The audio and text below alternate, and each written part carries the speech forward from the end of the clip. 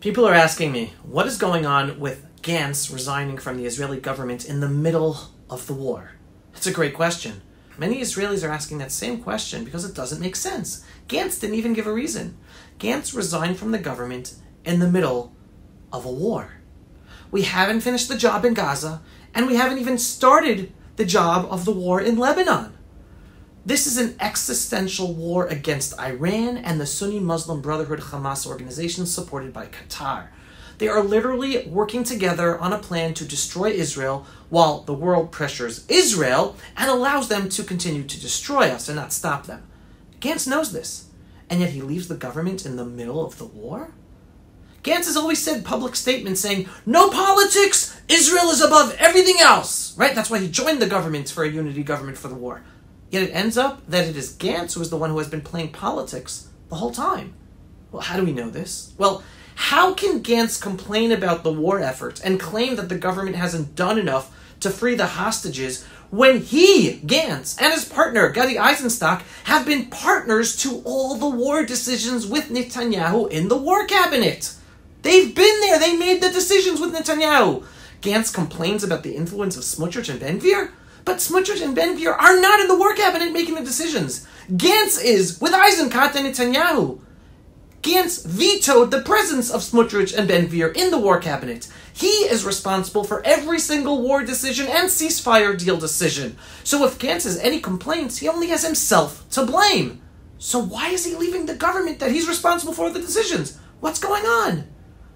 The whole war effort and ceasefire deal talks were due to his influence. Gantz was stopping the war himself by being in the war cabinet, always pushing for more time in order to try the talks. Well, the answer is actually very, very simple. Sad, but simple. Gantz has been a poodle of the Biden administration, trying to stop this war and topple the Netanyahu government with horrible ceasefire deals since day one of the war. Listen to this. Just last week, the Biden administration said that an Israeli government without Gantz can't be trusted. Now, what does that mean? It means that Gantz was their man in the Israeli government, and now with him out of the government, they have no way of controlling the Netanyahu government anymore. Gantz was a puppet of the Biden administration in the Israeli government. U.S. Secretary of State Blinken just came to Israel to meet with Gantz. Why? Gantz resigned from the government. He is not even the head of the opposition. So why is Blinken meeting him? Well, now we know.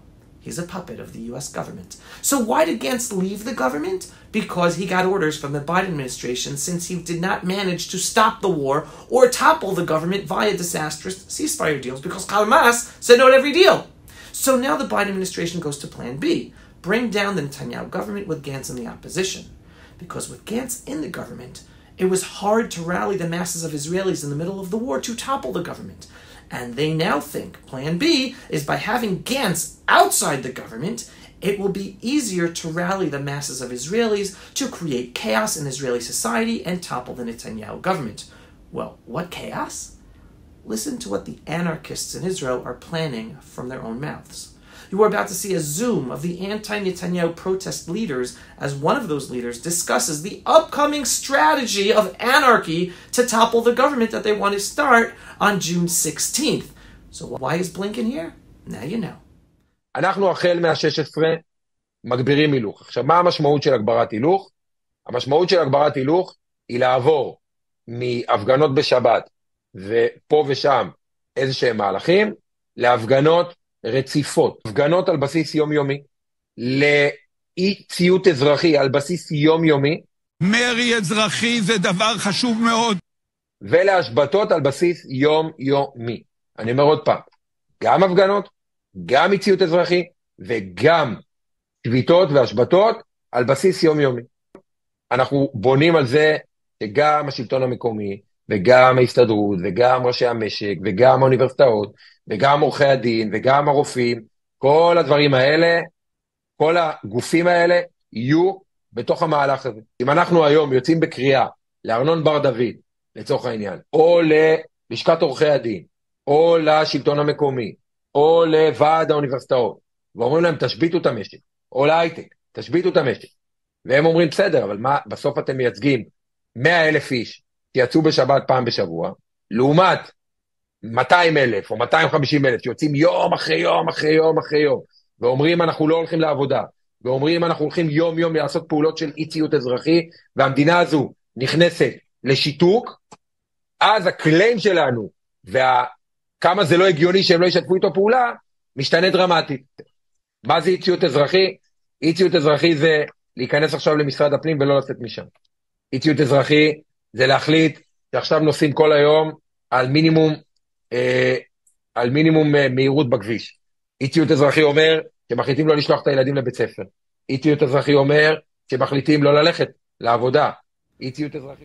Now you know why Gantz resigned from the government, in order for the Biden administration to support mass anarchy in the streets of Israel to topple the Netanyahu government, and Blinken is right here giving those orders.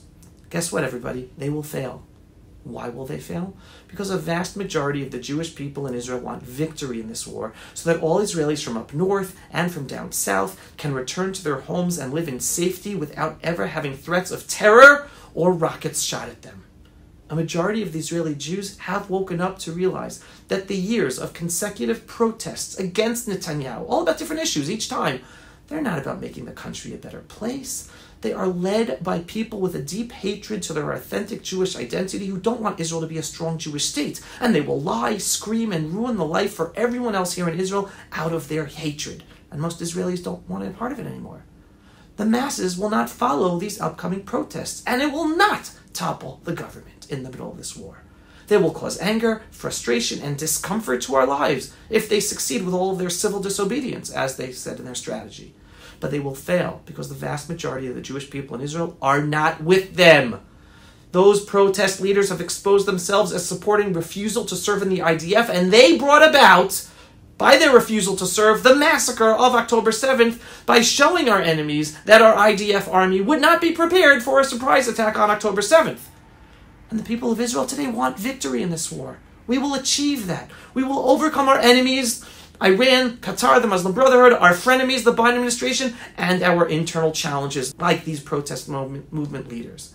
It is not a simple challenge at all, but we will overcome. Maybe now, with Gantz out of the government, we will finally be able to have a government that will finally put together a war policy to win. Because even though we have had many, many tactical wins in Gaza, strategically, the army is not winning.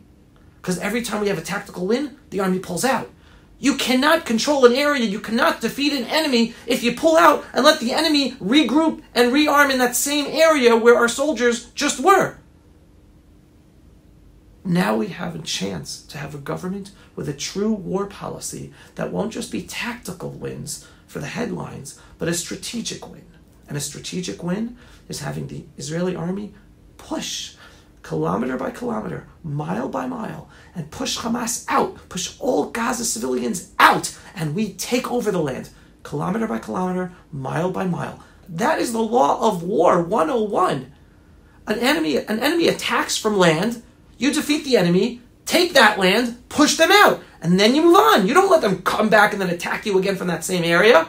It's time the Israeli army puts a proper strategy in place, and hopefully with Gantz out of the government and the Biden administration out of the government, even with all the pressure from them from the outside, we will finally have a winning policy to win this war in Gaza and win in Lebanon against Iran and Hezbollah.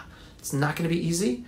There will be internal chaos that's being supported by the Biden administration, but we're going to overcome it all, everyone. Am Yisrael Chai. Pray, pray, pray. Hold on to your faith in the one above. Strengthen your faith in the one above. It's the soldiers on the ground and our faith in the one above that we're going to win this war. It is up to us. Support Israel, support our holy soldiers, support Netanyahu and this government up against all these challenges, external and internal.